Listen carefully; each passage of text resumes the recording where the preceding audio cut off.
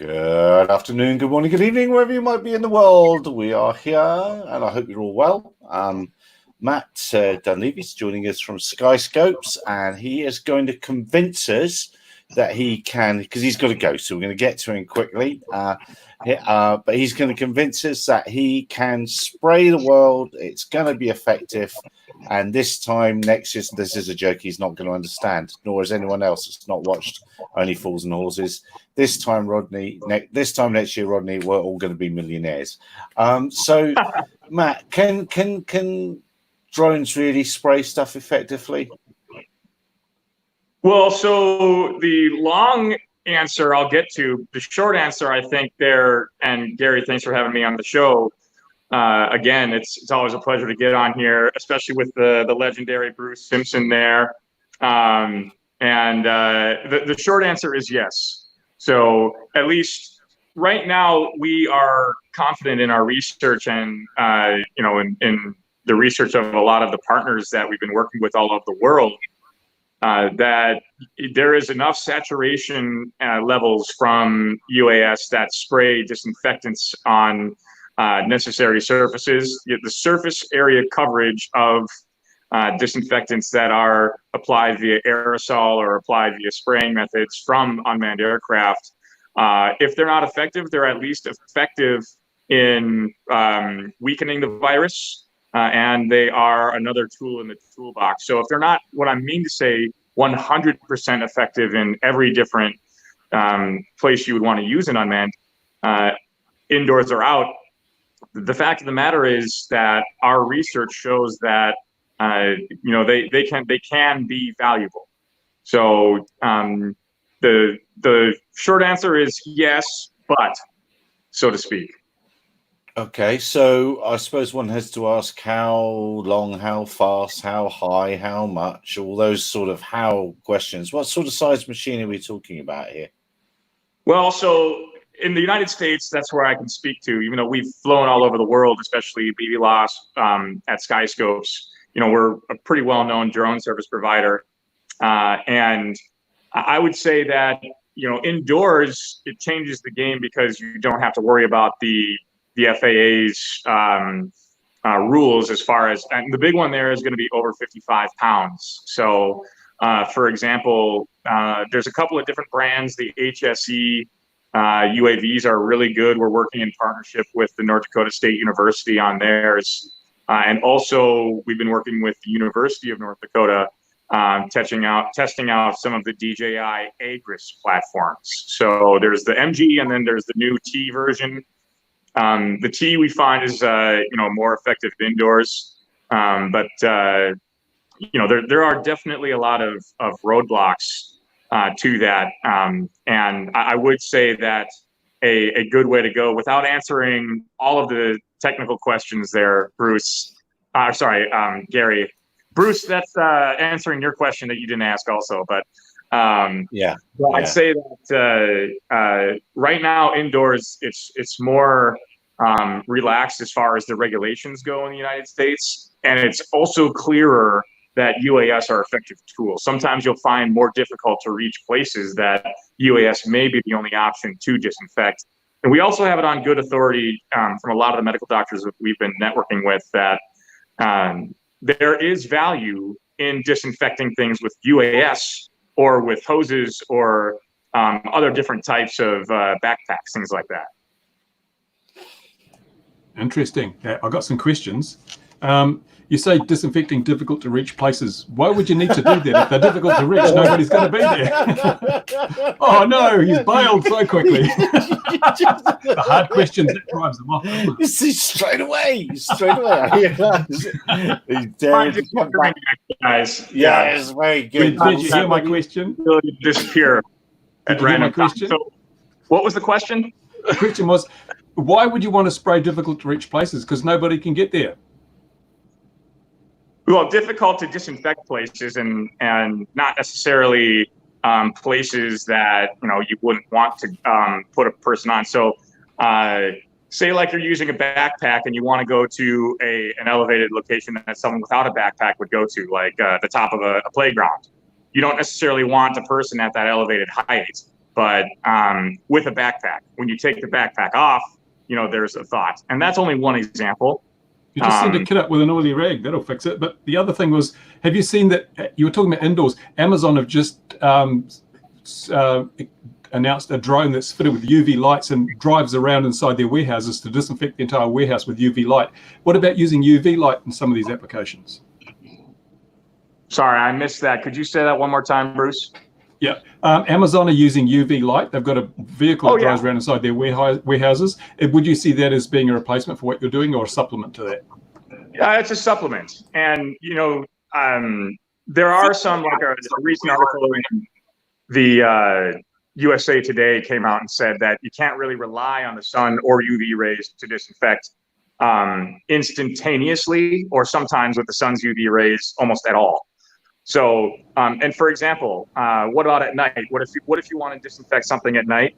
And what if you are on, the shadows and the dark spots of somewhere that the sun would not get its UV rays to are similar to the downwind side of something that you would not probably want to spray. So, and I did see that, the Chinese are using the UAS in hospitals and indoors in places to disinfect. So, and UV lights are even being used around the unmanned aircraft themselves to disinfect the aircraft. So you think of those like nest stations that an autonomous UAS will come back and land in and recharge its battery. Well, it can also, if you get AI into the equation, say, be filled with UV lights to disinfect that bird, which is already a tool of social distancing. So, UV is maybe not the end all be all. It might be a better method in some respects than the disinfectant, but I see it just as, like you said, Bruce, as another supplemental tool in the toolbox. And what about the environment? I know they sprayed a beach somewhere and it destroyed all the wildlife in the beach, all the microorganisms. Who chooses the disinfectants, and what controls are in place to make sure there are no adverse effects from this kind of procedure? Well, and I think you hit a really important one on the head with the disinfectant actually being an environmental pollutant. So I've seen a lot of different methods all over the world. I mean, there's stories of thousands of drone pilots, maybe tens of thousands, using UAS to spray different types of chemicals at different variable altitudes. And in my opinion, sometimes it's totally ridiculous. Like, one of the reasons I'm happy to be on the show is because I think that we need to be talking about some sort of a best practice standard. And that doesn't just apply to the flight methodologies, but also the chemicals that are used. So sodium chloride or bleach, I don't think anybody be spraying. And I see instances of that all over the world, that people are spraying bleach from ineffective altitudes of 300 feet AGL or something like that. I think, there are different chemicals that, break down to water and air, like things that you can buy, as long as they're not, irresponsibly taken away from the hospitals that need these types of critical chemical disinfectants, off the shelf and used in a tank to spray. So I have a Dettol drone. Is it the Dettol drone? For those, is Dettol a worldwide thing? I'm sorry, could you say that one more time, please? Yeah. You can call it the Dettol drone. Dettol being disinfectant. Drone?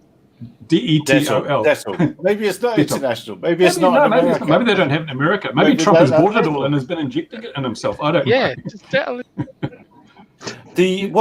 All right, maybe this speaks to a larger thing. Obviously, we've got there's a larger problem in the world at the moment, but we've got this big problem which is turning people's attention to spraying disinfectants for human malware. But what about just in the plain old crop dusting guys? Has anyone actually proved and shown that it's any more efficient to spray from large UAS? From large UAS or from small UAS? From multi-rotors. Well, they're large to most people. I mean, the Agris is a huge machine. Bruce has had to fix one. So it's, are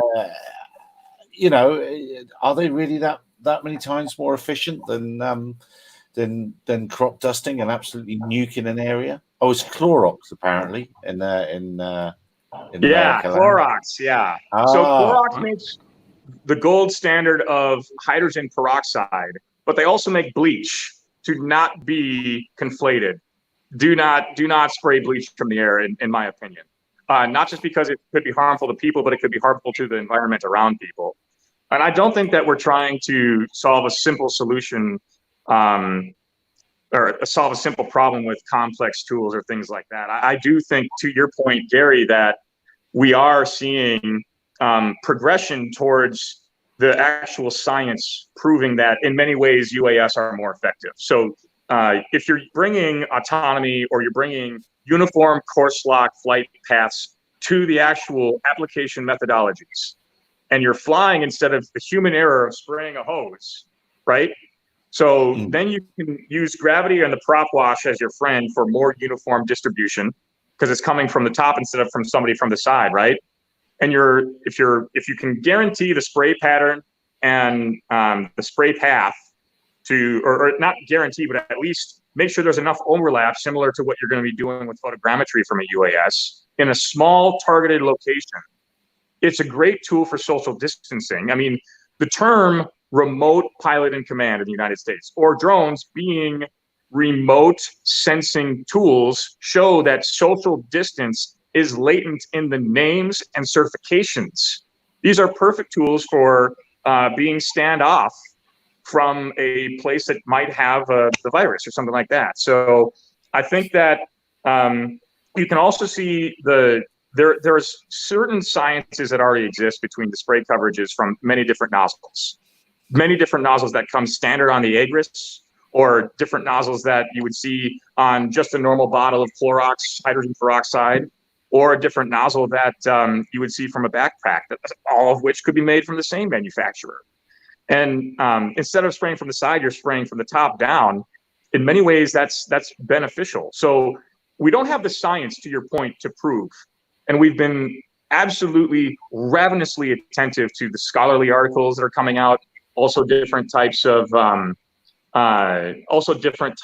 news outlets. But I think that the logic of using a UAS to spray in precision locations to target, the coronavirus is similar to the world of agriculture, where you're going to, instead of using a crop duster, go and find in automated fashions with the logic, target locations that would help predict crop yield, or detect and kill invasive species in a crop and increase the yield. So in other situations, the logic is as simple as this, Gary.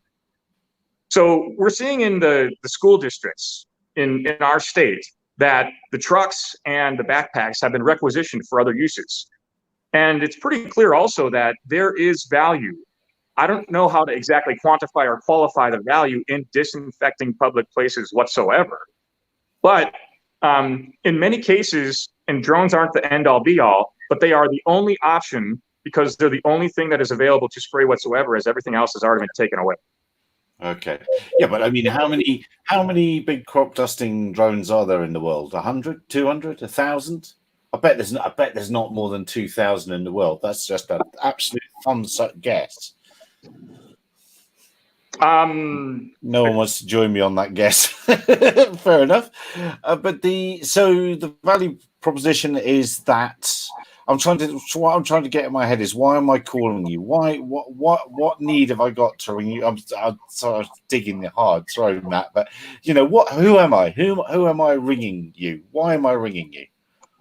Well, yeah. So we're working with a lot of different universities all over the United States on this, and we're seeing stadiums, for one, all over the country are looking for disinfectant, and especially indoors, because these are non-navigable airspaces, but you can still fly a drone somewhat comfortably inside of them. You're looking at public spaces like playgrounds, or you're looking at places where people have to be no matter what, and even at night, and are hotspots like elder care facilities. So these are people that have no choice but to disinfect per ISO standards, or per OSHA, or per Department of Health, or just because it's good common sense, and don't have the tools, but they see that UAS are an option. And sometimes they're the best option at least that remains to be proven, and we think that we will, or the only option. What hoops do you have to jump through for the aerial application side of things? Because you can't just go and buy an Agris and chuck some chemicals in it and go, can you? No, I mean, there's a lot of different regulations. I mean, so, and for example, the urban canyons.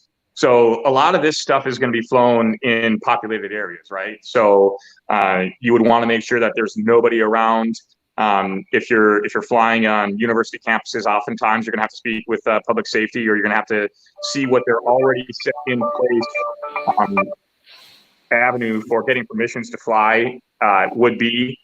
So that's business practicality. But from the FAA, I mean, there's a whole bunch of different regulations on that side too to fly under 107 that one would have to comply with. And again, if you're flying for agriculture, you would have to fly under Part 137. And then, each different state has an aeronautics commission.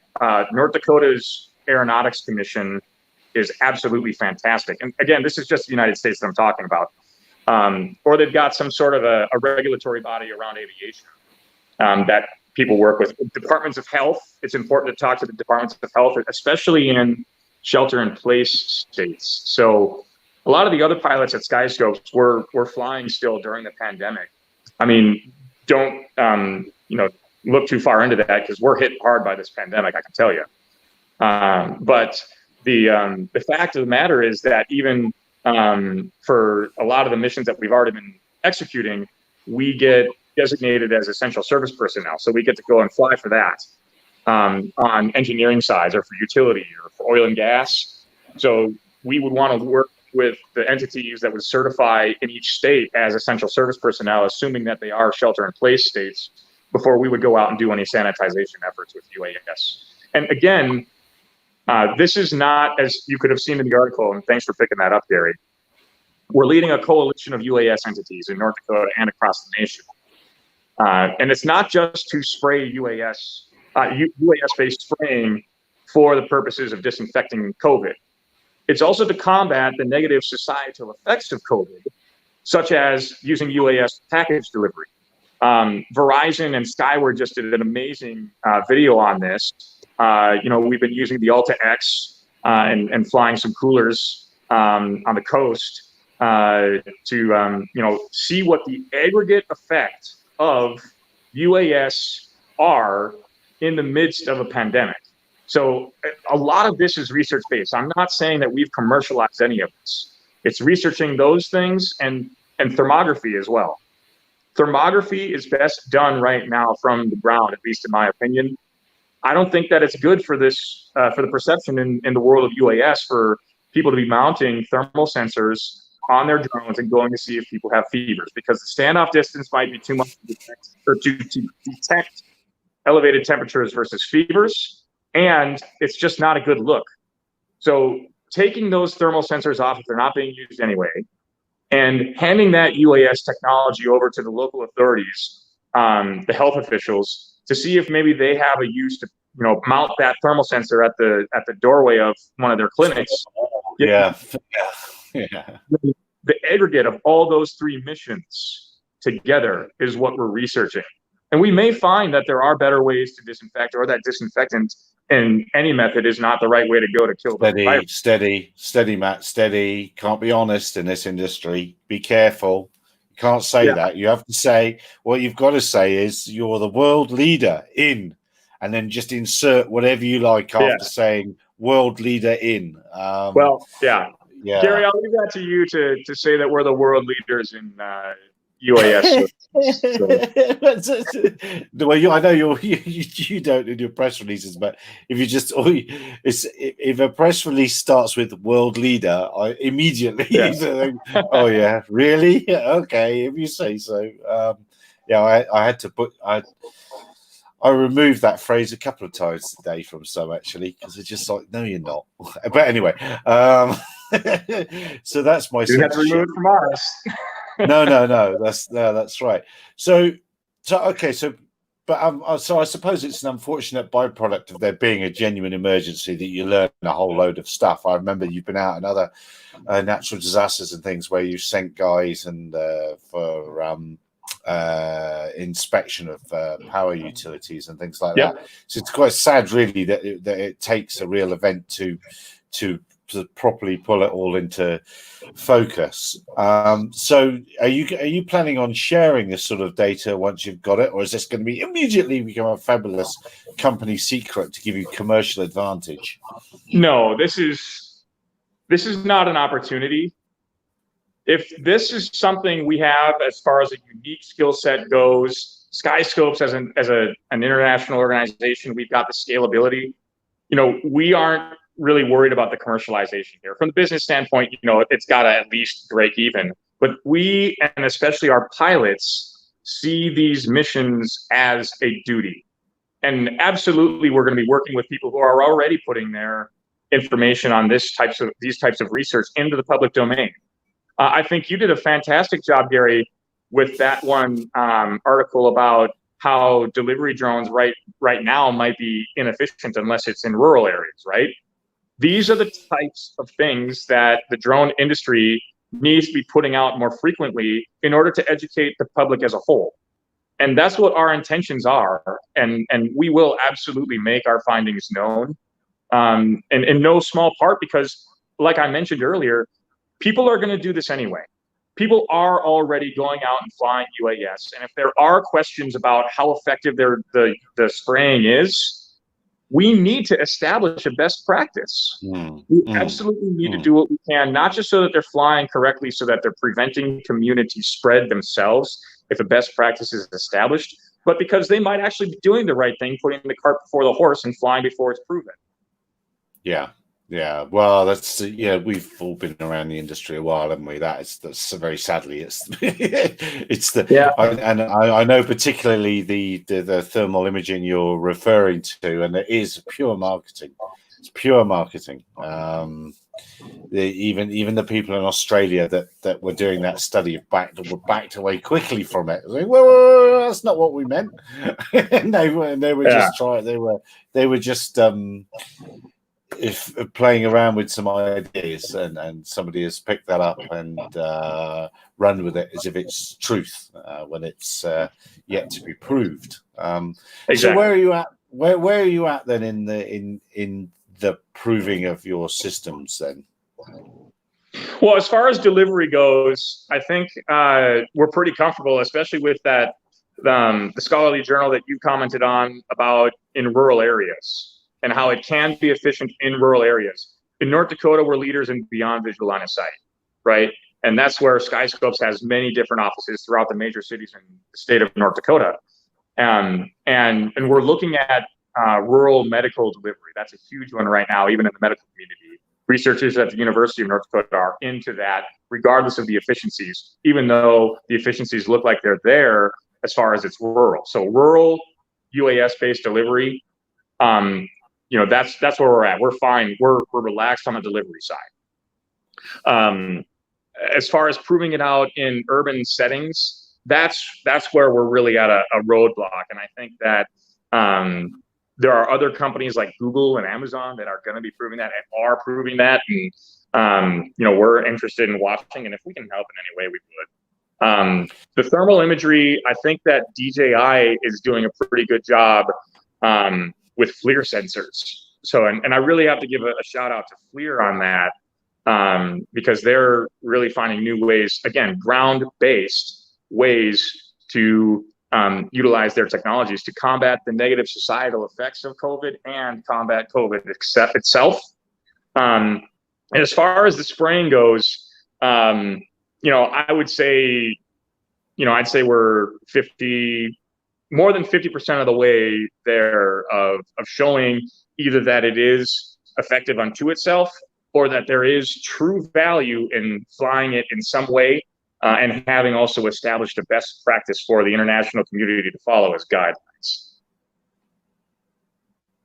Have you got a handle on a weight for that packet, a weight and distance, in fact, for that that you might care to share? Sorry, you might not want to share it, but have you got an idea of a weight or distance that you think would be a good size to be aiming for that rural delivery? Yeah, we're not talking weeks. We're talking months. And I'm sorry, man. Sorry, I meant the actual delivery, the delivery drone side of things. Matt, have you got an idea of how much, what a good weight is to deliver and how far you could deliver in that rural delivery? Would you lift 5 pounds for 5 miles or 10 pounds for 20 miles? Have you got a sort of an idea where you think the perfect fit is? Yeah, so and my answer to that would really only be in reference to the state of North Dakota's geography, because that's where I think we would really want to prove out the rural delivery and the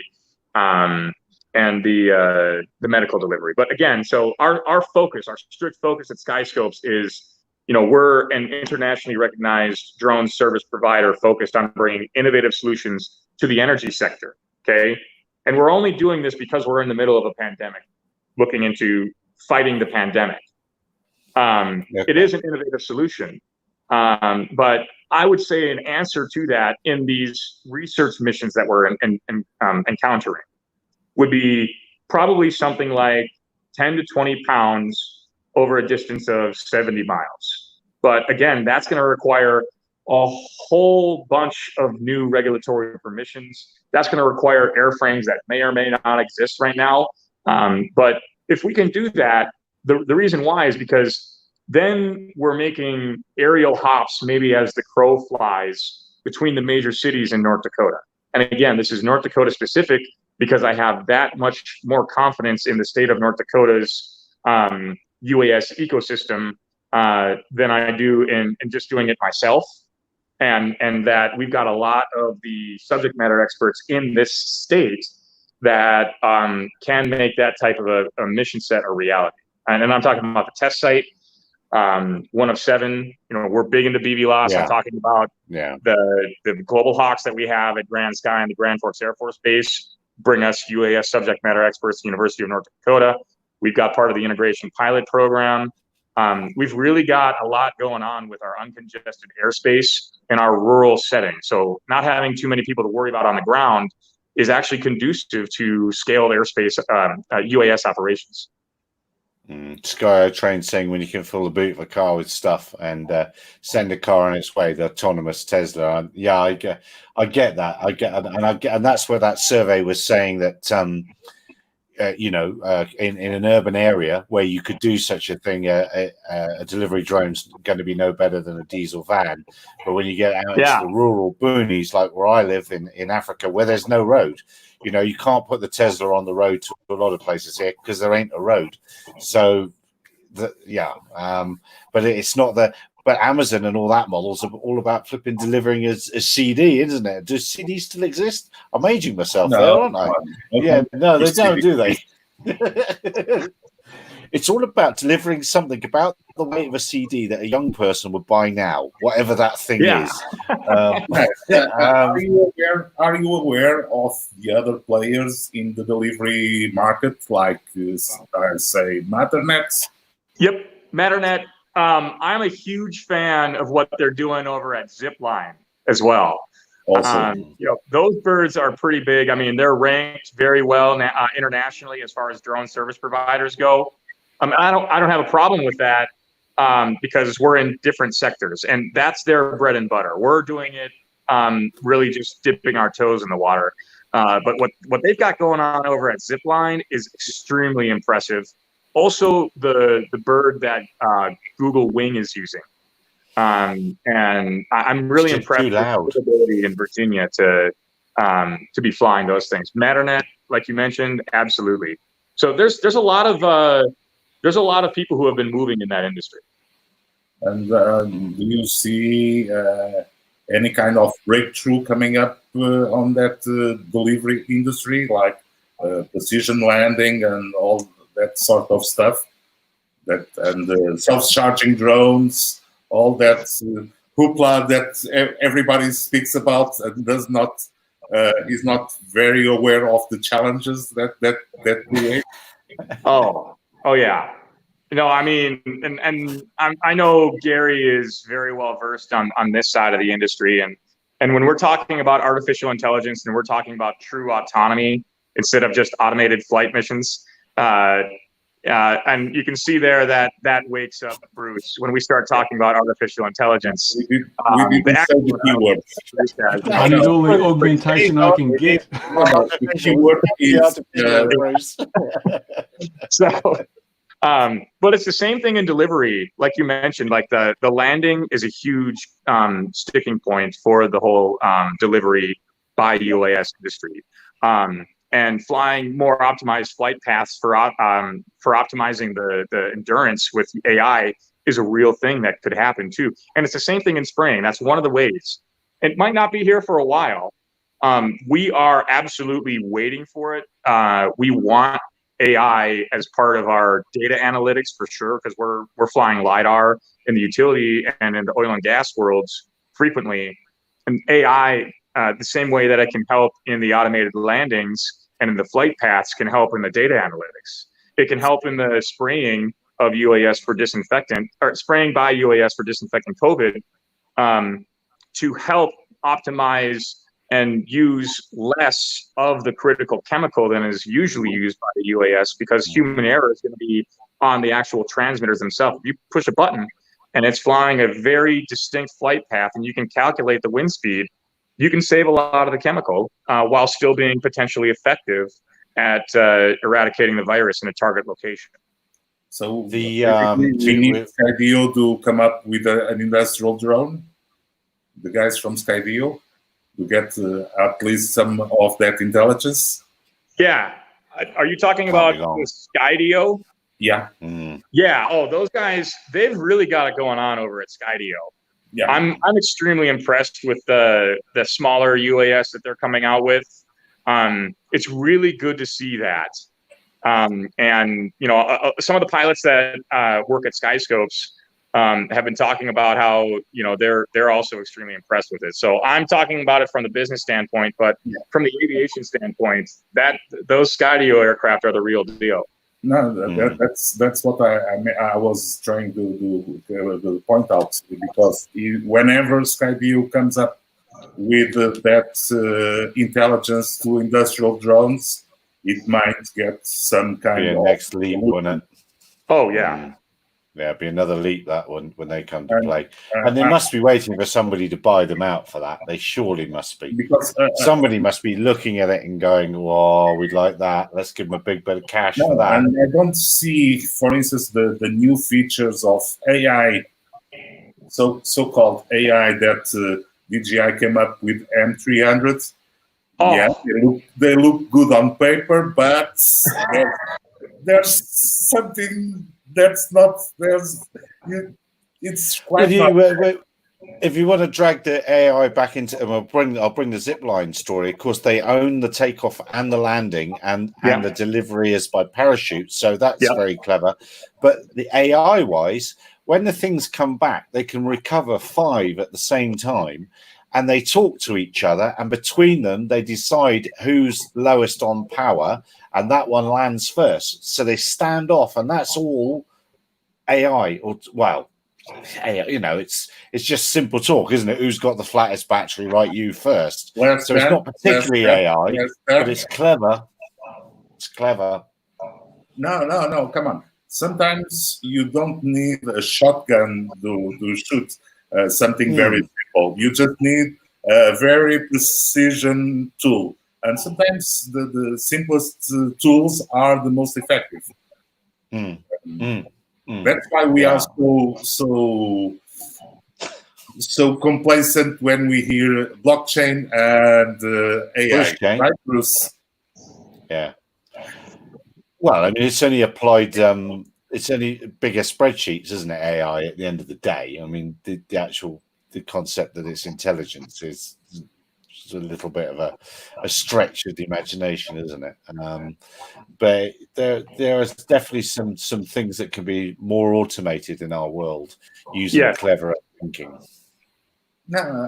Also, I see some some trend on getting different propulsion systems, the hybrids running either on petrol engines, usually two-stroke engines, and electric, some hydrogen plants that also produce electricity. So there are some tendencies on that field, but come on, we have the same problem as Tesla. Batteries are not good enough if we want to go further away than. Especially now, we've all got to buy a brand new building full of them for the M300s. Oh my God! Don't start me on that. But that's another issue. Yeah, no, there's definitely. I think I'm glad Skydio was mentioned. I think, and yeah, your lidar data is very fancy and lovely to look at afterwards. But wouldn't it be great if you could use it in flight to generate all sorts of other thinking for the platform? I'm sure it'll come. Can't be long. Sensor fusions and stuff. Can't be long. And Sorry, I was muted. Everyone's asleep. No, I was reading something at the same time. Yeah, it is. I suppose. So I have been listening to the whole thing. I think what's quite interesting about the drone spraying thing is the aircraft are actually already in place with this for the most part. Hardware-wise, there's very little development needed here. The irony is, it's already been done for other purposes.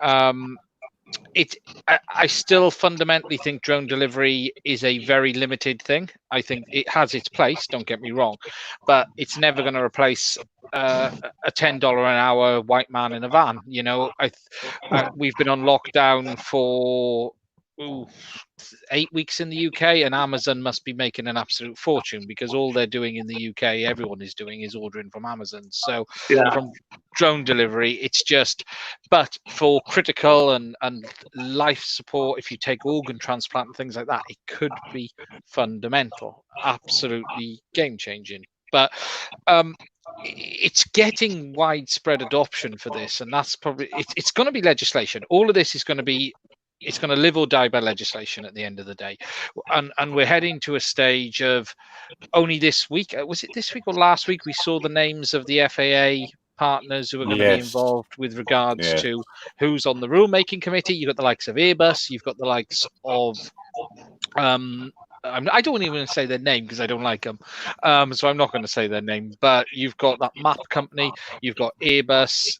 You have got Amazon, yet there's no proportional representation there for the not even the general model aircraft user. I'm talking about commercial operators. There's no one there looking out for general commercial operators, and it's again, and all of these things are just going to be hammered into the ground by legislation if it's going to be able to happen, and you're gonna the lobbying is already en masse with this as well, so it's going to be hard to see where all of this ends up. The technology's there, we could do this tomorrow. It's just if the legislation is going to let us. Once we get rid of all these flipping model aircraft flyers, life will be a lot better. Get rid of them. Get them out of the sky. It depends on which side of the fence you are, because if you're on the right side, your business is completely open up to you. So, yes, do you want to be on the winning side or the losing side? I think we're on the losing side. That's the problem. Generally on the losing side. Do like Bruce and go fly to the designated airfields. And the funny thing with all this is the rules are not being played fairly. You know, we've had an NPRM which has gone in with no published data on where that's at, and I think Bruce is probably with me on this. We've been expecting them to drop this in the middle of COVID. I've been expecting this to have been pushed through, and we've discussed it before, yet it hasn't happened. You've got a UK set of legislation where the goalposts have just got up and ran to the other side of the field. You know, we had documentation in place which we all understood, and now they've slyly slid in some new bits in a document referring to another document that hasn't even been published yet, so you can't even fully understand where that's going to go. So the problem is with all of these things, legislation is being made up by the minute, and for any business like you guys, you're putting money into this. You're sitting here trying to bet the future of your business and where you want it to be, and how you're able to do that. It's got to be crazy at the moment. It's got to be crazy. No, sometimes it's just a matter of having the right lawyers and almost 24/7 lawyers reading The right lawyers is an oxymoron. Yeah. And the issue is when you go to international operations, like it's our case, come on, we are getting ourselves the knowledge of the most ridiculous regulations to fly drones all over the world. So sometimes it's not that easy. And playing by the rules, it's what we try to do. And we don't play outside of the rule book. And I strongly believe in the end we'll get the benefit of playing fair. So if legislator sends new documentation every other week, we have to be on top of that and take it as it is. I'm not particularly worried about Europe. Europe, I think, is such a complex political animal from a legislative point of view anyway. It tends to sort itself out one way or another anyway. The big concern here is the US. In the end, it sort of happens, or it goes all crazy and they ban vacuum cleaners.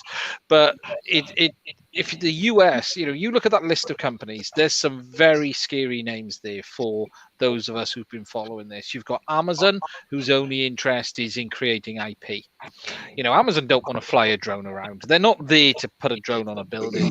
Amazon want to provide the cloud services that run the drones in the background. That's what Amazon want to do. Amazon's biggest business isn't selling people products. It's the cloud services that exist behind all of that.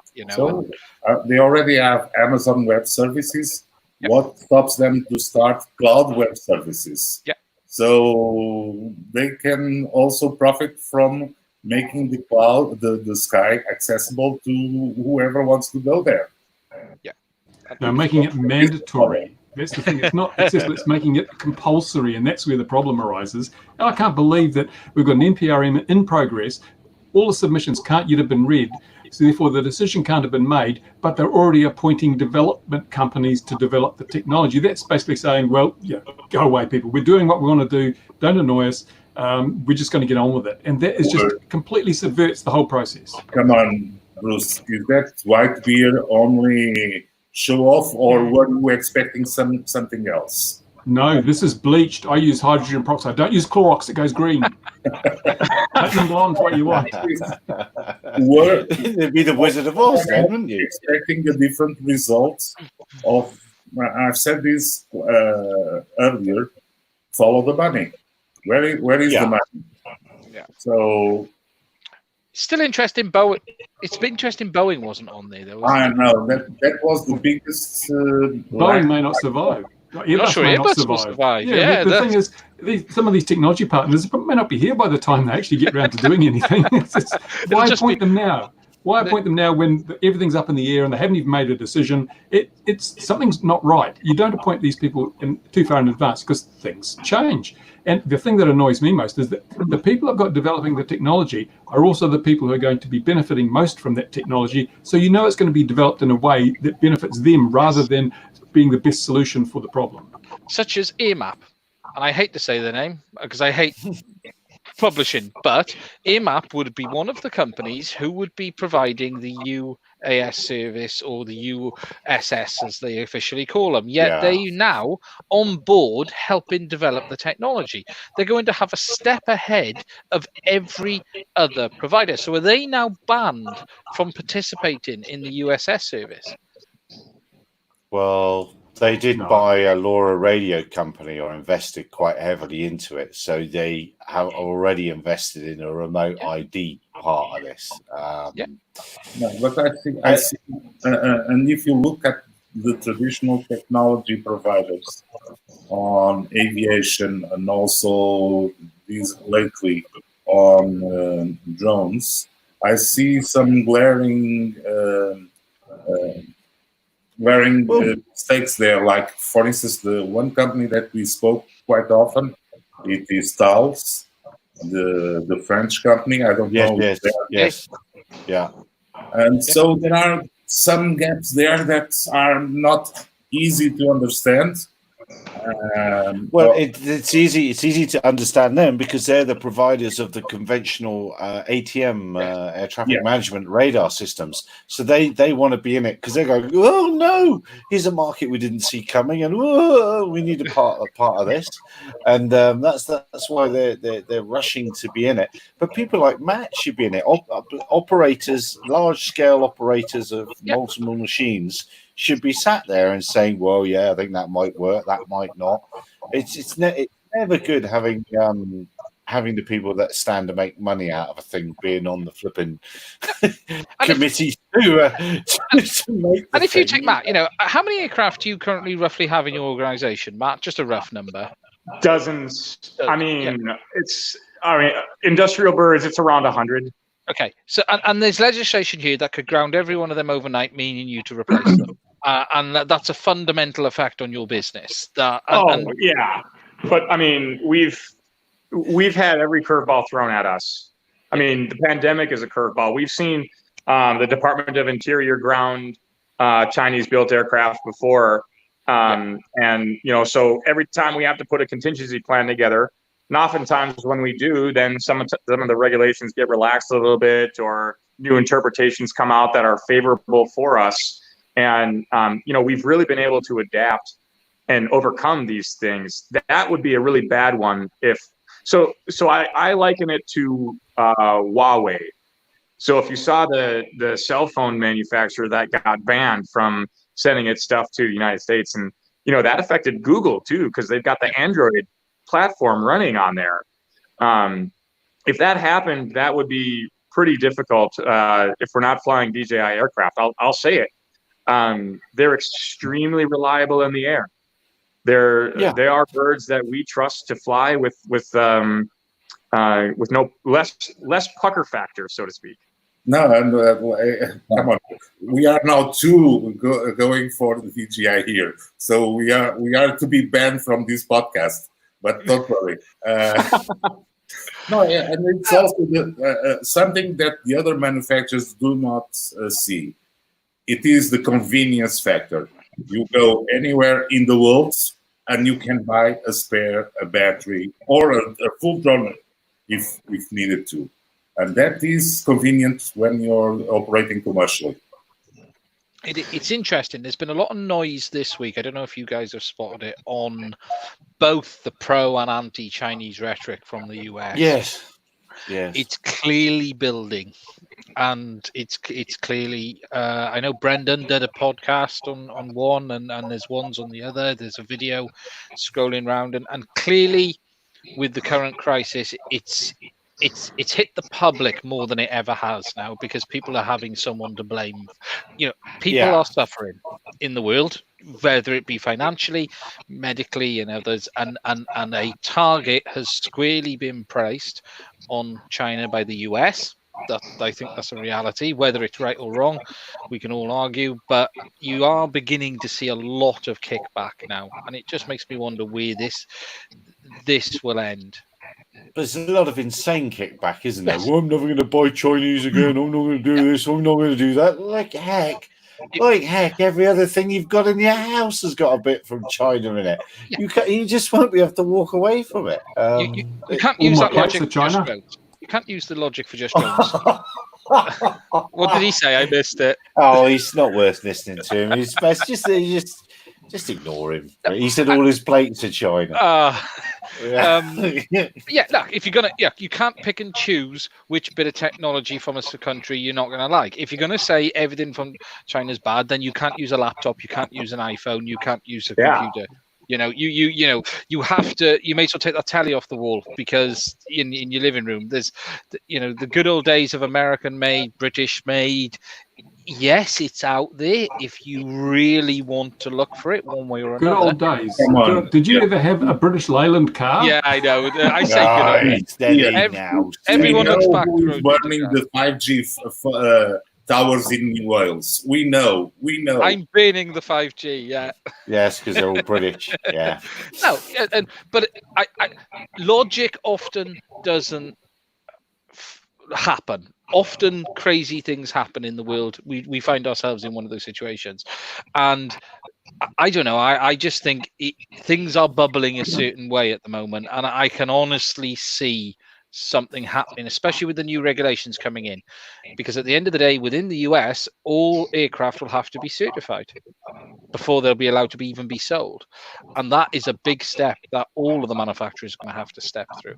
You know? Well, we can bring Thales back into the conversation, because for sort of 10 years ago, when I was going to lots of events in England, there was always the man from Thales stood up and said, when we have our I can't remember what the thing is, their big-ish platform flying, you'll buy data from us. So you'll be a fire service. You'll be in the daytime you'll be a farmer, and you'll generally want some field information. We'll sell you that. You might be a fire service, and then we'll task the aircraft onto the fire, because it'll be in orbit, sell several orbits all over England. Or you'll be the Coast Guard. You'll do that. And for years they were trying to sell the big sort of predator-sized platform being in orbits over the town, over the country all the time, and different people buying the product. They're desperate. Big business is desperate to get in, and this is where certification comes in, because then they'll be able to say, "Oh yeah, look, our big platform's certified, and we can do all this for you." It's well, you live in it. Well, Matt, there's you've got the Global Hawk. Have you got Predators there as well? Yeah, so I think they just retired the MQ-1 Predators, and now we've got the MQ-9 Predator B Reapers flying for the Customs and Border Protection and General Atomics. That's at the Grand Sky Complex. That's the first, one of the biggest, if not the only, drone tech parks in the world. So it's and then they're flying those for many different purposes, including training, and it's not always going to be uniformed personnel that fly them. So it's an exciting time in Grand Forks. I mean, the bigs you'll see, and Fargo as well. The 119th Happy Hooligans, they're flying the Reapers as well. But they're doing it for purposes that you wouldn't necessarily see in other states, because we have such an unmanned aircraft systems friendly population in North Dakota. They're huge birds too. I mean, they're absolutely gorgeous. Yeah, but they're hopping and skipping away from eating your lunch in some ways, for power and pipeline inspections, and a little bit of ag work, and a little bit of that, and a little bit of that. It doesn't take much shaping, because if you've got the thing on orbit and it's pulling in all that data, well, why not chunk it up and sell it in other forms? And that was exactly the Thales vision, and that was exactly let's get them all certified. Quick, let's push the little ones out of the way with the use of certification. I know, I'll get off my horse. Hey, but we're ready for that. I mean, that's our vision. Our vision for my company, that's our vision. We want to get to that where, before they eat our lunch, before they beat us, we join them. If you can't beat them, join them. That's what we intend to do. Is when the regulations relax, we want to use the Group 2s and the Group 3s to help show that unmanned aircraft systems are here for peaceful purposes and good, benefiting society purposes. And for example, you can use a Reaper, or you could use a Global Hawk to scan all of the farm field in a state in a day. Yeah. And they're saying is that hail is cheaper than LEO. Yeah, so high altitude, long endurance is less expensive, and it's higher resolution, better data than LEO, low Earth orbit satellites, right? So there's a commercial opportunity latent right there. Inherently right there, there's commercial business. The operational costs of such a large bird are crazy. The amortization schedules of those large birds, even if they could be bought by the public, would be absolutely killer values. So the smaller drones like the Matt is using are they still have a place to operate. But they're using cheap second-hand ones over there. They're hand-me-downs. They're ones no one what. They're the old rubbish ones. No, but they are. They haven't got the military have absorbed the big bang cost. Are also going to buy an Harrier like Philip Rouse did. Like Philip has. Yeah, they've got 3, haven't they? Yeah. So the thing is, how much does it cost only the sensory payload on one of those birds to get good enough resolution? It's absolutely mind-blowing. So it's but it's there anyway. They've got them in orbits there anyway. Yeah. So the smaller birds have their own place. You can get large areas easily, like Matt was saying, in the entire state in one day. But then you really have to go and do the small analysis, and that's where the precision of the smaller drones is key. You get the entire picture, and then you get the details. Yeah, there's still going to be a lot of commercial opportunity, at least in my opinion, in the small UAS. And yeah, I think, but one of the interesting disconnects is when you're flying small UAS, you could be flying a $20,000 airframe with $1 million sensor. Yeah. If you're flying a large UAS, the airframe itself, like when you talk about jet-powered aircraft, like a Global Hawk, like the airframe might be more expensive than the sensor in that situation. I don't know. I wonder about Google, the maintenance, all that you require to get, even the past technology like the Reaper, not mentioning the Global Hawk, but the Reaper, which is the older one. The operational costs of that thing must be crazy. Yeah, it's still less expensive and more convenient in many ways than satellites. But it's not as efficient as flying an electric-powered vertical takeoff and landing bird. Yep, exactly. Oh, that's a nice way to jump into. Did we all see the? I'm no good at this DJing thing. Did we see the gas-powered delivery drone landing on the Isle of Wight for the first time this week? Yeah, it reminded me of the movie Memphis Belle. Memphis Belle, yes, yes. Well, yes. And do we notice it was a radio-controlled landing? I thought that was interesting. That's great. Well, it's a bit dated, isn't it, in this modern world? I mean, I think they dragged it out of someone's. Yeah, I think they dragged it out of someone's shed from an old BFMA field somewhere and said, "Oh yeah, we'll strap something to that and send it over." There's a couple of motors on a shed. You can't beat wetware-based flight controllers.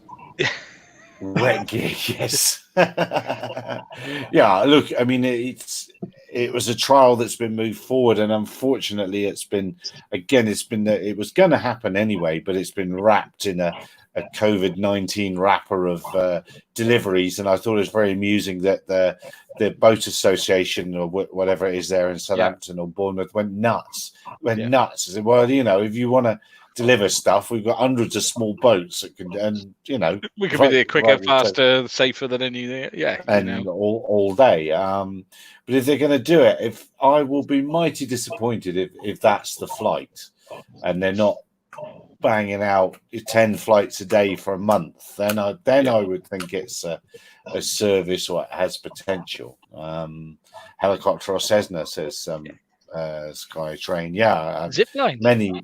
Zipline, many other things would do it, and the machine was Matt mentioned modern electric VTOL, and I must say that I was disappointed with that thing. Reliable, and the CAA will like it because it's technology they know, because it does look like a Cessna. But and it's got I didn't see a place to wind it up. Yeah. Well, they are. Say 2 props. It's an aeroplane. We could all look at it and go, "Oh yeah, I could build that," or I might have something like that flying down the model field. But it'll work. You look at it, you know how it's going to fly. So I sometimes think we probably know too much, because every time you start thinking about these things, you think, yeah, but I can't do that. That's too simple. And that is and often it is the reality that, you know, True. we overthink. You look at it and go, well, why isn't there a flight controller? If put a flight controller, where's the GPS? Right, we can use LiDAR. We can use, you know, and someone comes along and straps a couple of motors on a bit of wood and sends it across the sea, and you stand there and go, oh, okay. One word for you, Ian. One word: trebuchet. Trebuchet. No, something else, and some of the companies that pop out all over the place is the not invented here or the not invented by me syndrome. They try to reinvent the wheel, and when so many things are already done and done in a good, reasonable way, why reinvent the wheel? It's what happens on so many fields, and here on drones, it's always happening. Someone comes up with the latest and the greatest EKF algorithm, and basically does not do anything more than what the existing algorithms are doing. You talking about 3 here, Louis?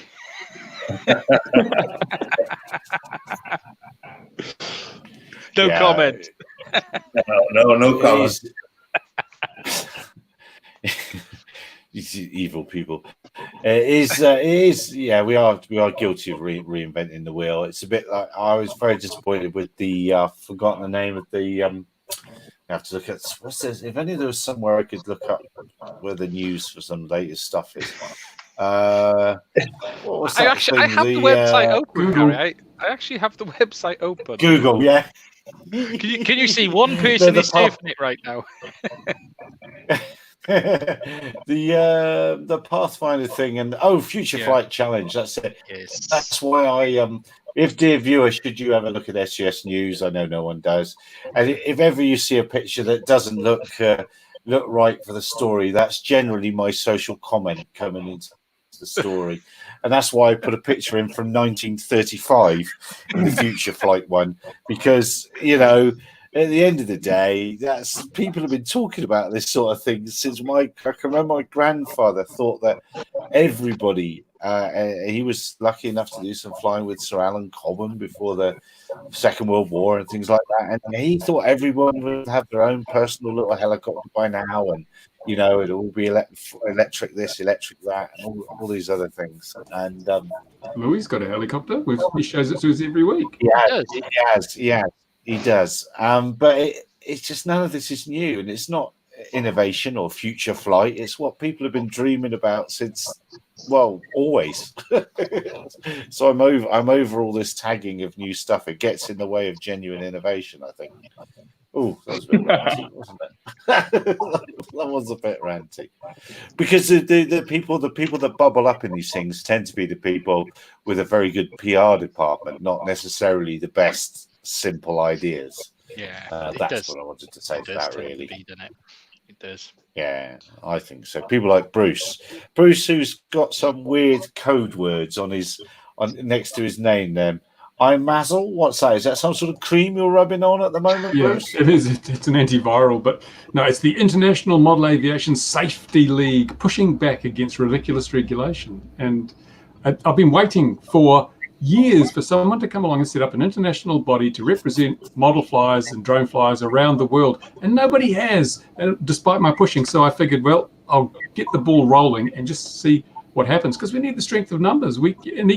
Divided, we are just powerless. But if we get together and unite in a single voice, we've got a bit of clout that we can bring to bear on these ridiculous regulations. So instead of waiting for regulators to tell us you can do this, you can do that, I just want people, the organization, to wander in and say, this is what we're doing. If you don't like it, well, you need to change your side of things, right? Because without our compliance, your rules are completely useless. We have to take a militant stance. We have to be out there and just basically being an advocate and sort of pushing forward rather than just sitting there and getting increasingly marginalized. We've tried the being increasingly marginalized thing, and look where it's got us. The AMA was saying, oh, don't worry, we're working behind the scenes with the FAA and we've got a good relationship, and then they find themselves relegated to a tiny field in the middle of nowhere. That doesn't work. I've seen this so many times. It doesn't work. The authorities will be your friends. I'll tell you what you want to hear, and then I'll do what they want to do. So we've got to say, this is what we're doing. If you don't like it, you need to review your systems and make sure that you're going to provide safety in some other means, because we're not cooperating, we're not complying, therefore your rules that you're proposing will never work because they're totally ineffective because no one will follow them. And okay, a few of us will go to jail, some may get electric chair, but it doesn't matter. We've got to, got to take one for the team. We've just got to stand up. I'm happy from way back. Well, the funny you should mention the electric chair, because in the comments, if you notice there, it says, do you think electric is the future? Well, plainly it's your future then, if that's what you're thinking. I'm looking forward to Bruce's extradition. Yeah. I do think electric's the future. I do think electric's IC batteries to get him in his place. Some 90C batteries or something like that. Right, Bruce? Batteries, I do think electric is the future on that. I think that will survive. That'll be fine. Yeah. Electric is dead. Elon Musk, we trust, right? Yeah. Well, the thing is, I think it's in everything. It's not just drones. It's a problem the world needs to solve. Bruce, so how do we join this new organisation, and how much is it going to cost? I've set a Facebook page up because all I want to do is just first thing you got to do is got to scope it. I mean, this community is notorious for not getting off their bums and doing anything. Look, there were 200,000 AMA members in the USA. And even though many people submitted more than once, less than a quarter of the AMA membership made a submission against the NPRM. That's how laid back and how passive we are. We need to change that, and so we need to get everybody active. I'm hoping this won't work unless we get at least 500,000 people around the world joining up. If it doesn't get to that level, we're just wasting our time. And so it also has to bring in the drone flies. Remember, we are the single largest community in the aviation industry. We outnumber manned aviators by a huge number. So why are we sitting in our bums letting the regulators beat us up? We need to go en masse and say, look, no, we are the majority, and I'm sorry, but this is what you guys are going to do. Well, this is what we're going to do. You need to make your rules around that so that you keep the rest of the airspace safe. That's what you're going to do. So I want people to go to the Facebook page, sign up. I'll give an indication of numbers, the strength of feeling. And basically, if people aren't interested, that's fine. I'll just look after myself and people can look after themselves. And within 10 years, we won't have a hobby. It's as simple as that. People have to actually start doing something to protect the hobby. When you're looking for this on Facebook, guys, just be a little careful. There's independent mamas and single ladies group, which is what I just. Oh, man. That's why I'll put a link in the description. You saw me laughing, that's why. Because I just searched for it on Facebook and come up with. How did you come to this, Bruce? There you go. That's a marketing feature. Come on, Bruce. You really have to invest in some social media analytics trends and some marketing. Come on. Yeah. Use Bruce Chain. Yeah. But that's the thing. We've got to promote. We've got to protect the hobby. People promote it. You've got to protect the hobby. And I mean, also the whole STEM thing. It's all just. Everything's going to be completely marginalized by all these regulations, and they're unnecessary because you notice that now regulators are not talking so much about safety as security and privacy. Well, yes. I'm sorry, but that's not the purview of an airspace regulator. And as I said in a video a while ago, one of my rants, if you're going to be talking about security and privacy, drones are the least of your worries. When you decide to make everyone register their cameras and their smartphones, and you impose all sorts of restrictions and you track the people with cameras and things, then you can start saying the same thing about drones, because it's much easier to film up a woman's skirt with a smartphone than it is with the Phantom 4. Trust me, he knows. Yeah, I'll try the wind that blows the dress up is terrible. You can't get away with it. I didn't want to get drawn into prop wash is a terrible thing.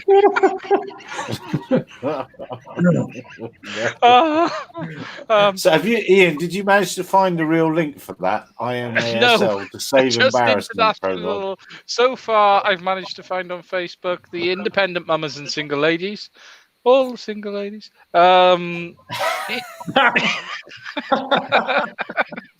It's yeah, Bruce. You need They're to not put a watching. link to that one in, please. Because our I've viewers are just very posted a link delicate in the private chat, so Gary Yeah. can make that public. Yeah, that'll Is do it. it? Well, I don't know if I do. What's the Oh my posting? I better check before I I post take no it. I better responsibility check for what- that. I hope it's the Exactly, right I link. know, I've got yeah. several windows open. It might be something to Pornhub. I don't know.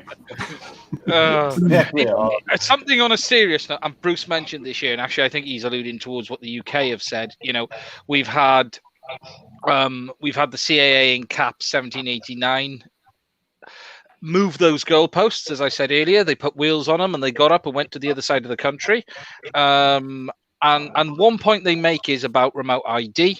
And I've done a lot of digging on this week, and it's driven me a bit round the bend because I haven't been able to find what they're referring to, because they're saying that yeah, well, the Europeans have been saying they've made a change in the legislation that basically now means drone remote ID is a requirement on everything.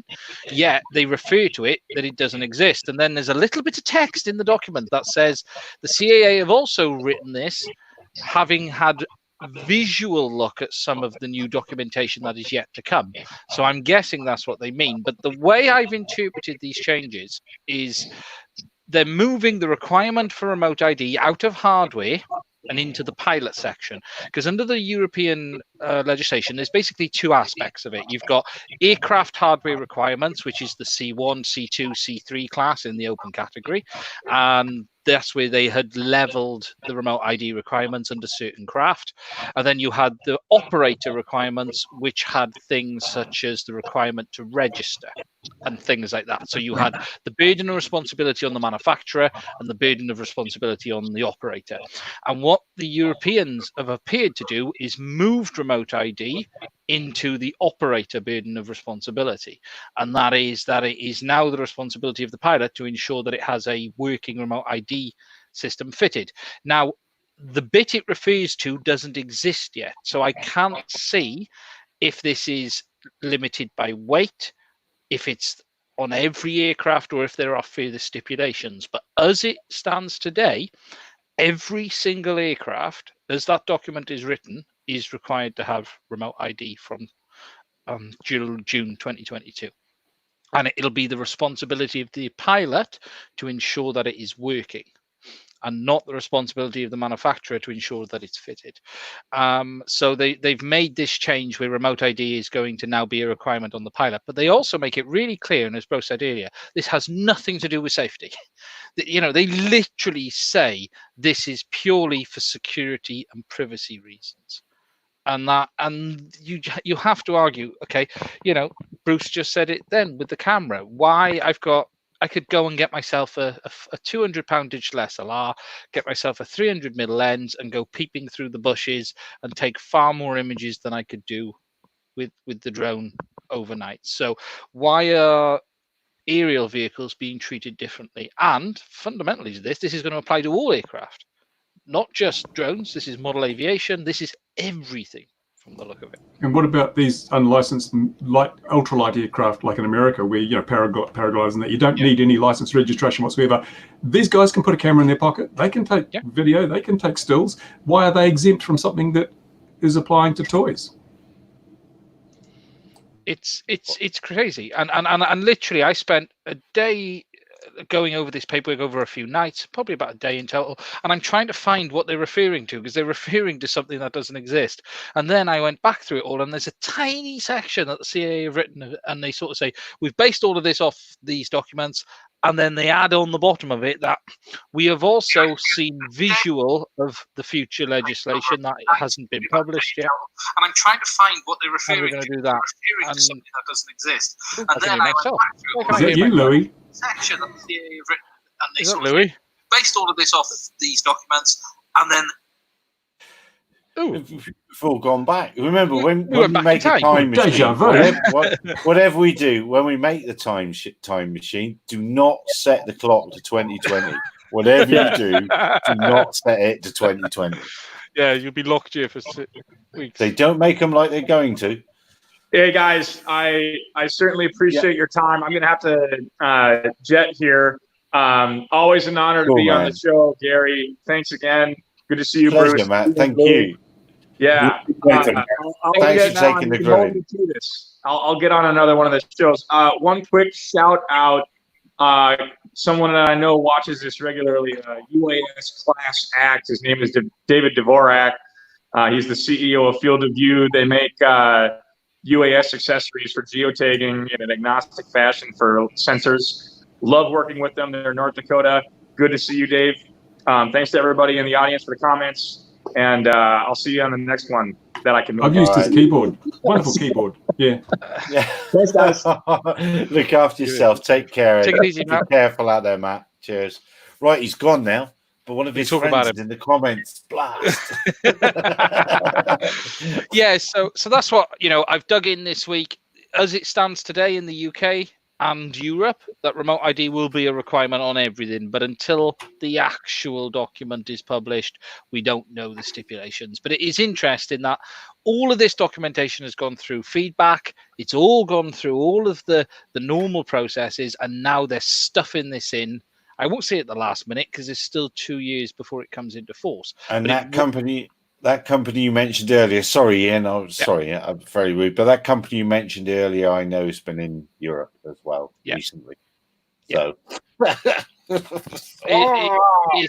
it's, as I said, the goalposts have been moved, and okay, I'm still not concerned about the European one because you can retrofit. It's not end of the world. It's not good, and as Bruce says, No, you can't. You can in Europe. You can in Europe. No. You'll be from 2022. The current lineup won't be retrofitted. No, you can have they allow third party in the UK retrofit. Yeah, but you have to go through the UPLAs of certification. Yes, and that won't be cheap. And nobody is going to recertify an existing drone. No, they don't need. No, we have the ability to fit a third-party device that itself is compliant, which makes the aircraft compliant with that aspect. Because you have to remember, this isn't about the aircraft. This is about the pilot's responsibility. Ignore the aircraft certifications because they've moved it into the pilot category. So whereas in basically all legacy aircraft would fall under the specific category from July 2022. Okay, so basically what you want to do is to justify your wife the purchase of the Mavic Air 2. But no, but it's FPV. This is the big one. It's where, look, I'm never worried about drones. At the end of the day, a commercial operator, lifespan of an average drone, what's it, Lou? 2 years, if that. On a commercial operation, you're not going to have much more than 2 years out of them if you're flying them regularly. Hobby users change. 2 years? That's a lot of time. I was going to say, hobby users, but traditional model aviation, these guys have aircraft many years. They make them, they build them, they keep them long term. They're often prized possessions until you watch some of Bruce's videos and what they do to them. I did watch the wings fold up on that one the other day, Bruce, which made me laugh because they're sitting there going, look how bad the wings bend. Bang. That special de-enforcement. Yeah. Oh, God. But yeah, so something's going on with it. We won't know. They've said the documentation will be published in June this year, but I suspect that won't happen. What we need, this isn't quite as a rubber stamp, isn't it? That's what we need. We just need, there you go. That's that done. Yeah, there we are. That's that done. Very good. Yeah. Did you guys see the Indian companies, and I someone on Twitter saying about they're flying some of the, I don't know what make, I'm assuming they were DJI thermal aircraft and using it to measure people who might have COVID. There's people doing that, and there's a Canadian company claiming it, but I just looked at it and went, no, the variance is at least 4 or 5 degrees at any reasonable range, if not more. It's not accurate. As Matt said, they took the sensors off their gear and put it on the walls in the hospital. That's the place where you want your thermal gear to be, is on the ground, looking at the people there. Yeah. But it's I see there's more talk of the potential, DJ Fleur or whatever you want to call it, that might be on the 300. People have been bubbling on about that. Yeah, that is interesting. You know, this new sensor in the H20T, it is not a FLIR sensor. So, well, okay, it's not a FLIR marketed sensor. And if it was a FLIR partnership, you would expect their name to be all over it. Or not. Words of wisdom from Louis. There's only two options.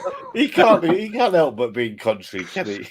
There are some good reasons why they wouldn't want their name on it, but there are also some good reasons why they would. You know, the interesting thing will be if it isn't FLIR, it means they now have a very viable thermal product or core that is almost as good looking at the images I've seen so far.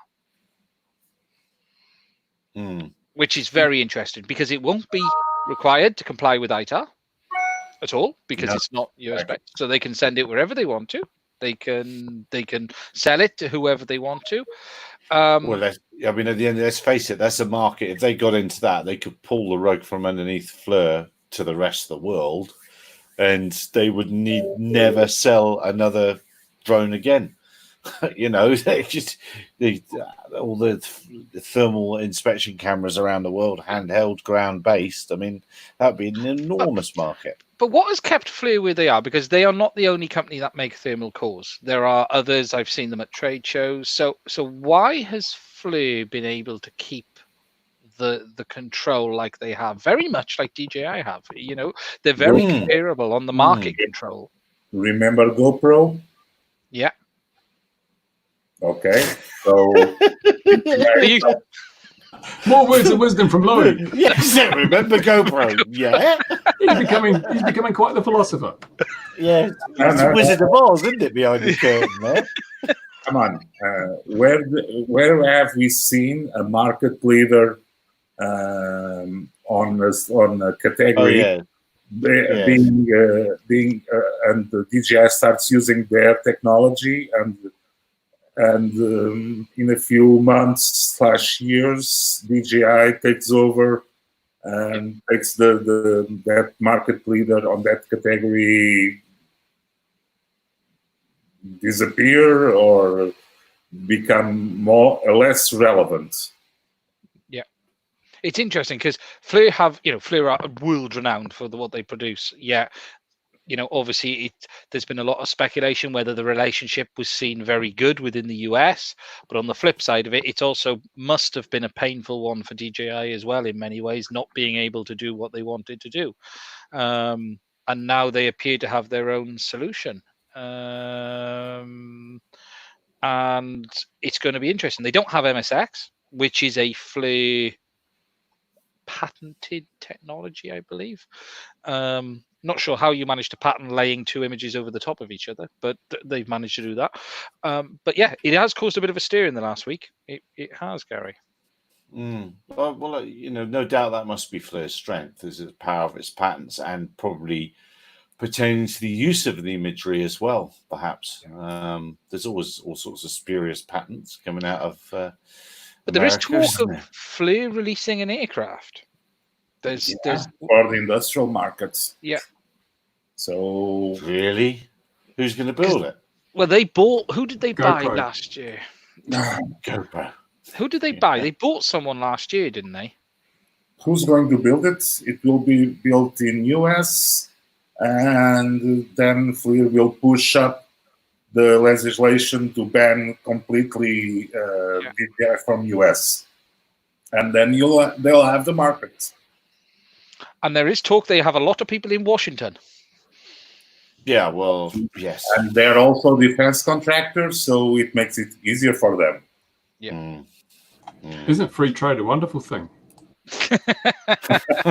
Yeah, and that is the irony I see over the FLIR situation. You know, everyone says, you know, DJI and stuff like that. Look, FLIR have artificially controlled the thermal camera market for donkey's years. It's been totally under their control. So you have this Western good, Eastern bad mentality in the West, and if there is something coming from FLIR, East to me.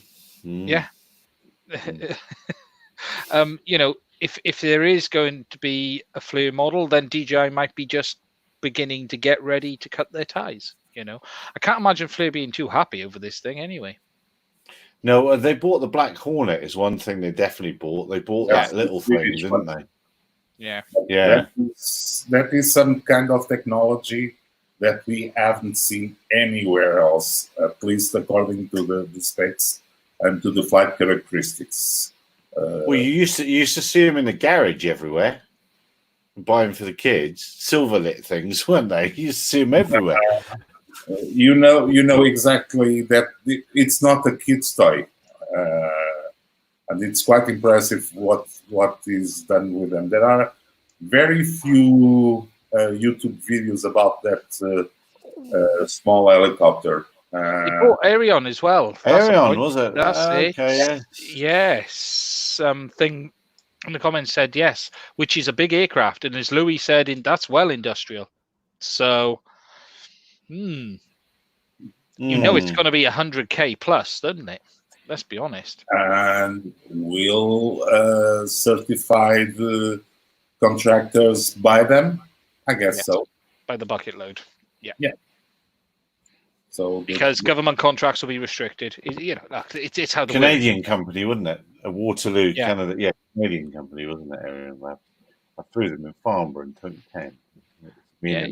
There could be something coming in that space. And this is the bit that still doesn't make sense, that you've got these companies like FLIR who clearly are a major industrial company capable of doing these things. They've bought drone companies, yet where are the products? Well, why are they not doing this? It seems strange to me at times. Yeah, well, it'll take a big push to push DJI out, and you'd have to have lots of people in your corner. Yeah, I don't know. Let's see what happens. I'm getting tired now. and it's 4 o'clock in the morning, India. That's maximum points for hanging around listening to us waffling at 4 in the morning. That's very impressive. I'm not going to try and pronounce your name. Terrible Vindaloo, eh? Keeping them up all that time. You know how that works, eh? Dear me, Bruce. Are you the moderator on this group of yours, Bruce? At the moment, yeah, but I want to appoint some others pretty quickly. I've sent you the invitation, Ian. Ah, there we go. I'm in. There we go. I've just had a message. Investment, probably, yeah. Well, come on, we're all waiting. Everyone must join Bruce's women's group now, whatever it was. Single mothers group. I'm going to do a video in the next couple of days explaining everything and laying it out and so forth. So hopefully, and I'm thinking I'll put the videos for this on BitChute, because we know that YouTube gets a bit fussy sometimes if you're anti-establishment, you know. So I'll put it on BitChute where they can't touch it. Nice. It also highlights the fact that this is not a for-profit thing. This is a solely for the benefit of the hobby thing. And Bruce, you really have to open up Instagram channel, because that's and the TikTok channel. MySpace is where I'm at, Louis. MySpace, that's the place. That's the future. And GeoCities, got my GeoCities page up. I'm all good to go. If you want to get the cool kids to come up on board on that social ladies group, well, I'm starting a Usenet news group. Yeah. Also too. And I'm going to have a CB radio channel dedicated to this. She's 40 to choose from. I mean, how hard can it be? And if you know your Morse, we'll have some CW action going on in the long ways. All you hear is Can we have some RTTY as well, please? Yeah. It's a bit complicated for me. Don't do RTTY. Yeah. No protocols like that. Well, my Mavic Air 2 is not shipped, unfortunately. Everyone else's has. I bet yours has, Louis. I won't be buying a DJI drone for the foreseeable time. So no drone delivery for you, Ian? No, literally no drone delivery for me. Processing order. I bet I screwed myself over when I cancelled it and ordered it. You cancelled the one order, Yeah. So you're going to wait 2 months just to see if you're sure. Are you sure? Yes, no? Yeah, they ship the first one. You have to put something on that chair and redo the video of the chair and put. Oh, you see, I I led to the side then. I led to the yeah, side. yeah. It's a very fine looking chair. Remind us again of the brand name of the chair. I'll go on. Let me move it out of the way. It's not The upcoming video where he cleans the chair. That'll be good for a couple 100,000 views, mate. Yeah, Probably would, to be What fair. you want a drone flying over. You want to see their From a drone. click-through rate. You want to see their click-through rates. It's what's he shilling then? It's the 360 Shilling that. camera. and the helicopters. What is that like? Is it any good? Yeah. Oh, did you see me kicking off about GoPro ripping people off this week? No, I haven't seen it, but I'm not too much concerned about that. It's a bit extreme to say ripping off, but it certainly looks dodgy. They have this fantastic deal where they've taken $100 off the Hero 8. So if you give them $280, they'll send you a Hero 8. But there's also a nice little bit below it that says trade in your camera and get an extra $100 off.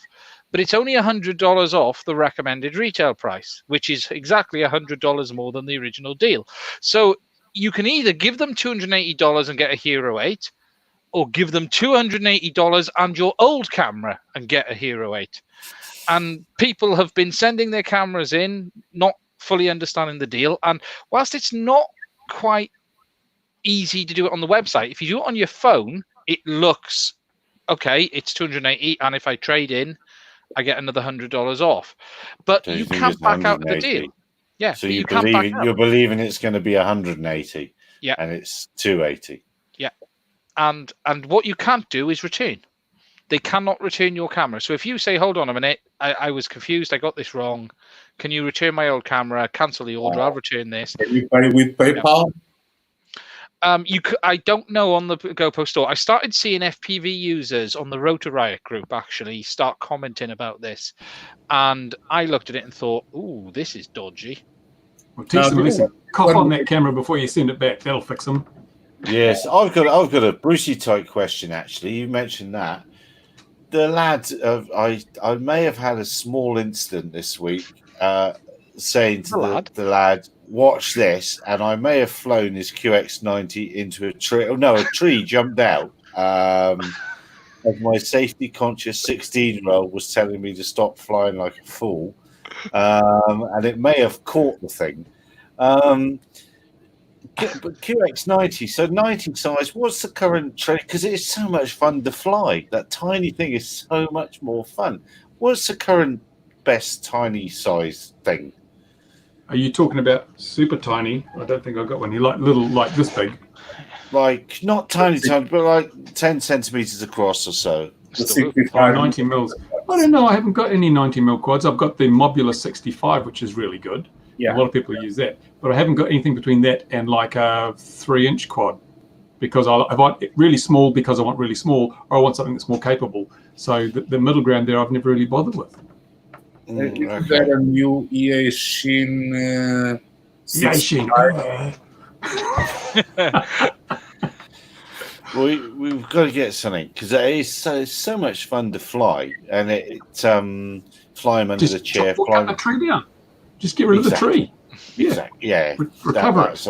It's obviously the thing. No. I've recovered it. No. Recovering it wasn't an issue. Just bits of it are missing. No, they're all there, just in different order. They're all there, just in different places. Yeah. There's nothing wrong with 2.5 bladed propellers. They're all new trim. All we did was I just took out a propeller, and we found out the spare propellers he's got is all going the other way. And the madness of our lockdown is we can order things from overseas and get them delivered, but I can't order them from South Africa to get delivered. So it's just a madness. So I'll get him some props, but I thought I'd get another one as well, something newer. And I started looking around, and there didn't seem to be as many of that little tiny size. It's a little brush motor. I mean, it's FPV. It's cool. Go brushless, Gary. Yeah, brushless. Oh, I know. Listen to Louis. Words of wisdom that way. Words of that way. GoPro brushless. And I was looking at that a few weeks back. and there's an alternative to that module 6 that Bruce was speaking, but I can't remember exactly which one. There's a beta something or other now, beta 85 or something. There's a whole lot of quads in that arena. Look around, plenty of reviews online, and they all fly pretty much the same. No, except the EA Sheen ones. EA Sheen ones fly like small windowless buildings.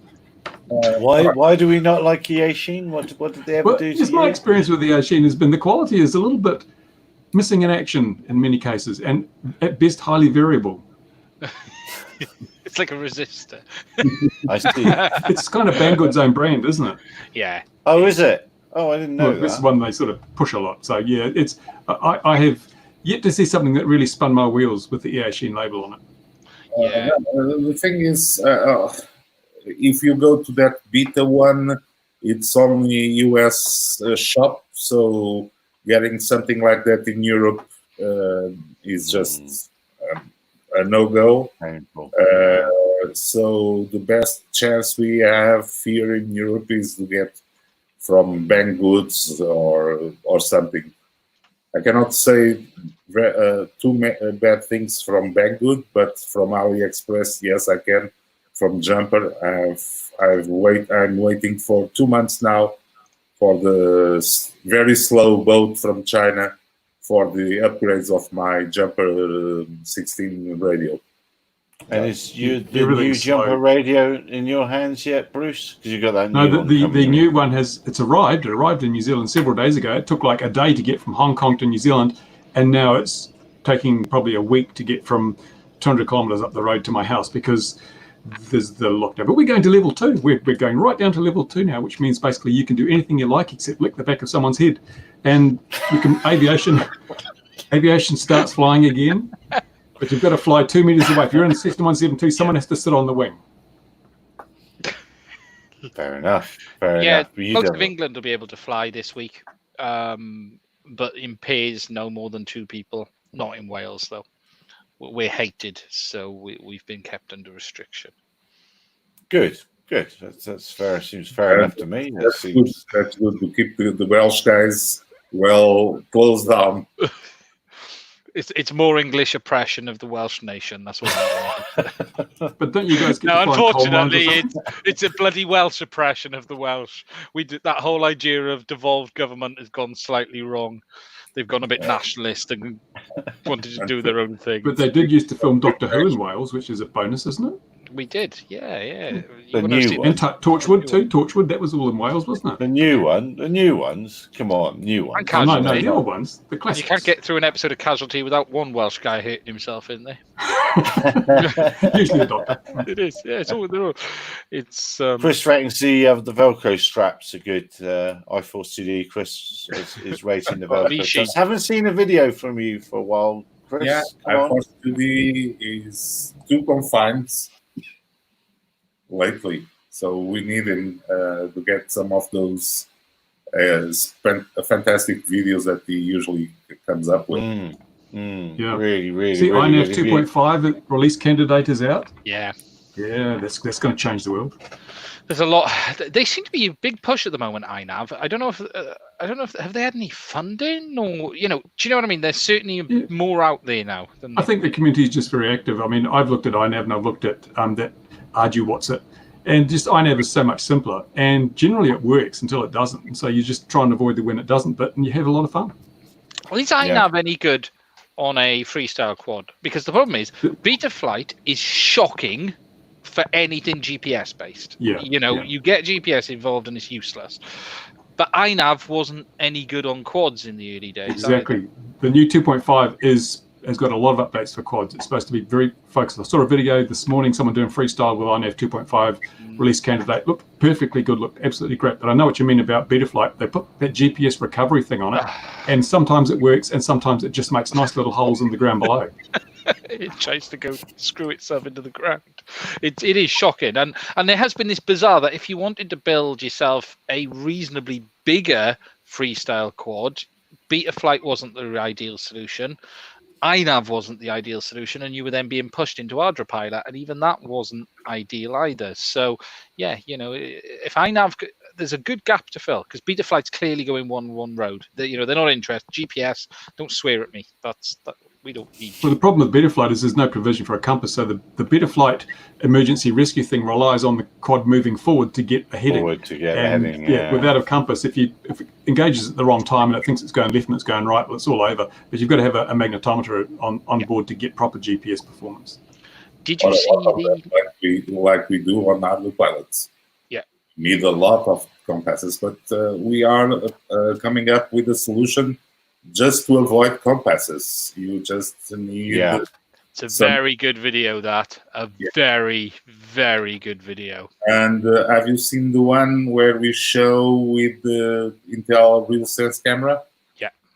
Yeah. The compass recovery is ridiculously impressive. And I believe that's a project that's been done in partnership with a company as well, hasn't it? And it's gone into PX4, but it is highly, highly impressive. The fact that it was able to figure out that the compass was 180 degrees off with it before the pilot even knew it as well, wasn't it? There are a few things that we are coming up, especially on the vision side with the T265 camera. That we got it working, and now because we have some sponsorship from Google on the GSOC project, and the results for the 2020 campaign of the GSOC project have already been announced. We have a series of projects going forward, and one of those projects is the follow-up of the T265 camera on the drone, and having the other camera, the 435 camera. It's this one. So, and the T265 is the other one. So it will be the complete integration of these two on autopilots. So we are the results from the T265 were very good. Lots of people playing around with it, and we are hardly pushing for having the full support on EKF3 for the external vision cameras. And let's see how it goes this year. But the students involved on these projects, they know what they're doing. We have Patrick Poirier pushing up as a mentor, and it is very, very hopeful what we are going to do. And that's visual odometries in this, isn't it, Louis? The one it's all about. 435, yeah. That's what it's all about. And I think there's a video in the conference videos about it. That the gentleman from Intel comes up and explains the do's and don'ts of using these cameras with the current release of their firmware. And it's quite fantastic. What I have him here because I've been playing around with a Raspberry Pi 4 and doing weird stuff with Raspberry Pi 4. And you can see that it's properly. Yes. No, you're not using a water cooler. What's wrong with you? Oh, come on. Bucket. Just use a bucket of water. Bucket of water. Yeah, check a bucket of water. Yeah. Are these magnetometers really as unreliable and terrible as they appear to be? If you need to be able to have all these multiple ones of them and then redundancy and fallback, are they always crap? Is it just the magnetic trees are setting them off or something? What's going on? In my experience, most of it is bad data on the ground, because the issue is if the aircraft doesn't know where it's pointing unless the data is correct. So if you're on the ground and the mag is being influenced, it could be 80 degrees off, for instance. You then take off and the mag then shifts to the true direction. The problem is the aircraft doesn't know that's the true direction. All it knows is that the mag is shifted 80 degrees. The IMU is seeing no shift in aircraft yaw. Therefore, it's sitting there going, I don't know what data is correct. And in looking at most DJI logs, there is a correlation, DJI software especially, there is a certain amount of compass movement it will allow without there being yaw of the aircraft for it to then throw itself totally. And this is where the issue always tends to be, in my experience. It's not that the compass is bad. Generally, the compass is fine. But the problem is that there's no way to know what data is good. And that was that really interesting video, Louis, where they set the compass off. Yeah. And literally, they took off knowing the compass was wrong. And before the pilot even knew something was wrong, the software corrected it, and carried on. And don't get me wrong, it warned him, but it almost lays the path for there being no need to calibrate. You can recal in the air, can't you? If you've got a forward movement, you've got a GPS heading, you can correlate that with the GPS, with the magnetometer, and you can recalibrate as long as you know which way the wind's blowing and you've compensated for that. Yeah, it is possible, especially when you use two GPS units far enough apart, like DJI was doing.